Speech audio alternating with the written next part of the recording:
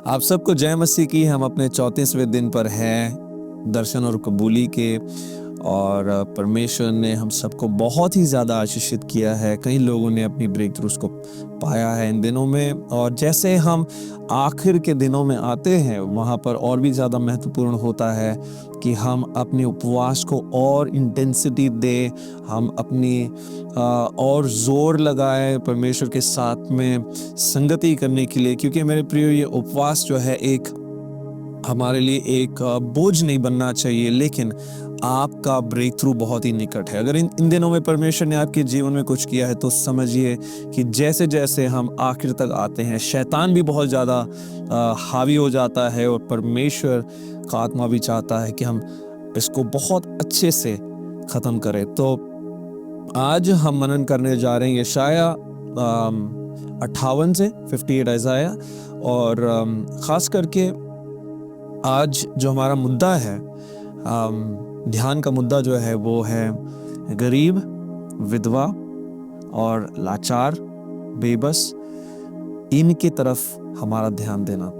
तो जब हम यशाया 58 में पढ़ते हैं तो मैं इसको पढ़ के सुनाता हूँ। बहुत ही बोझ के साथ में परमेश्वर का भविष्यद्वक्ता इन बातों को इजराइल के लोगों तक पहुंचाता है। वो कहता है, जोर से बोलो, बिना रुके अपनी आवाज ऊंची करो, और मेरे लोगों को उनके पापों के बारे में बताओ। वे हर दिन मुझे ढूंढते हैं और मेरी राहों को जानना चाहते हैं, जैसे कि वे सच में मेरे आज्ञाकारी हैं। वे मुझसे न्याय और आशीर्वाद चाहते हैं। वे कहते हैं, हमने उपवास किया पर तूने ध्यान नहीं दिया, हमने खुद को दुख दिया पर तुझे कोई फर्क नहीं पड़ा। लेकिन सच ये है कि तुम अपने उपवास के दिन अपनी इच्छा चाहते हो और दूसरों पर अत्याचार करते हो। क्या ऐसा उपवास जो मैंने पसंद किया वही है?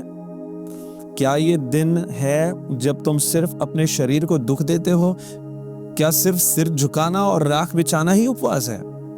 क्या सच्चा उपवास ये नहीं कि तुम अन्याय के बंधनों को तोड़ो, जुल्म के बोझ को हटाओ, दुखियों को आजादी दो? क्या ये नहीं कि तुम अपनी रोटी भूखे को दो, बिना घर के लोगों को अपने घर बुलाओ, नंगे को कपड़े पहनाओ और अपने भाई बंधु से मुंह ना छुपाओ? तब तुम्हारा प्रकाश सुबह की रोशनी की तरह चमकेगा और तुम्हारी बीमारी जल्द ठीक होगी। तुम्हारा धर्म तुम्हारे आगे चलेगा और यहोवा की महिमा तुम्हारे पीछे होगी। तब तुम पुकारोगे तो यहोवा जवाब देगा। जब तुम चीख कर बुलाओगे तो वे कहेगा, मैं यहाँ हूँ। अगर तुम भूखे की मदद करो, दुखियों को शांति दो, तो तुम्हारा प्रकाश अंधकार में चमकेगा, तुम्हारी रात दोपहर जैसे हो जाएगी। यहोवा तुम्हारी हमेशा अगुवाई करेगा, सूखे स्थानों में तुम्हें तृप्त करेगा और तुम्हारी हड्डियों को मजबूत करेगा। तुम एक सिंचित बगीचा की तरह होगे, जिसमें पानी कभी कम नहीं होता। तुम पुराने घरों और सड़कों को नया करोगे। तुम्हें टूटी जगह का सुधारक और रास्ता बनाने वाला कहा जाएगा। अगर तुम सब्बत के दिन अपनी इच्छा ना करो, उस दिन को पवित्र और आदर योग्य मानो, अपनी मर्जी की बातें ना करो, तो तुम यहोवा में आनंद पाओगे और मैं तुम्हें ऊंचे जगहों पर ले जाऊंगा। मैं तुम्हें तुम्हारे पिता याकूब की विरासत दूंगा, क्योंकि यहोवा ने ये कहा है। मेरे प्रियो, परमेश्वर चाहता है कि हम उपवास के दिनों में गरीब, बेबस, लाचार, विधवा, इन लोगों का ख्याल रखें। अपने ही लोगों को जिससे हमने मुंह फेरा है, उन लोगों के साथ में मेल मिलाप करें।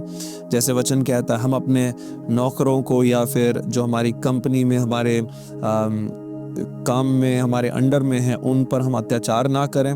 जब हम इस भाग में देखते हैं, तब इजराइल के लोगों ने शब्बत को भूल गए थे और शब्बत के दिन भी जो है बहुत अत्याचार करते हुए लोगों से काम करा रहे थे। इसलिए परमेश्वर ने कहा, मैं तुम्हारी उपवास की तरफ ध्यान नहीं दूंगा, लेकिन अगर तुम इन चीज़ों को बदलोगे तब तुम्हारी प्रार्थना सुनी जाएगी। मेरे प्रियो, इन दिनों में हमारे उपवास को और अर्थ और जोर देने के लिए हमें इन बातों पर गौर करना चाहिए, और मैं ये मानता हूँ कि परमेश्वर बहुत ही अद्भुत काम करने जाएगा। आइए हम विधवा, बेबस, लाचार, अनाथ का ख्याल रखें, और देखिए परमेश्वर आपके और मेरे जीवन में कैसे अद्भुत काम करता है। आज की शाम हम मिलेंगे दुआ करने के लिए। इन दिनों में हम कलीसिया के लिए दुआ कर रहे हैं कि कलीसिया में इन बातों का ध्यान हो और परमेश्वर का अद्भुत काम हो, तब कलीसिया एक नए स्तर पे, एक नए मुकाम पर पहुंचेगी। आप सबको प्रभु बहुत आशीष दे। God bless you.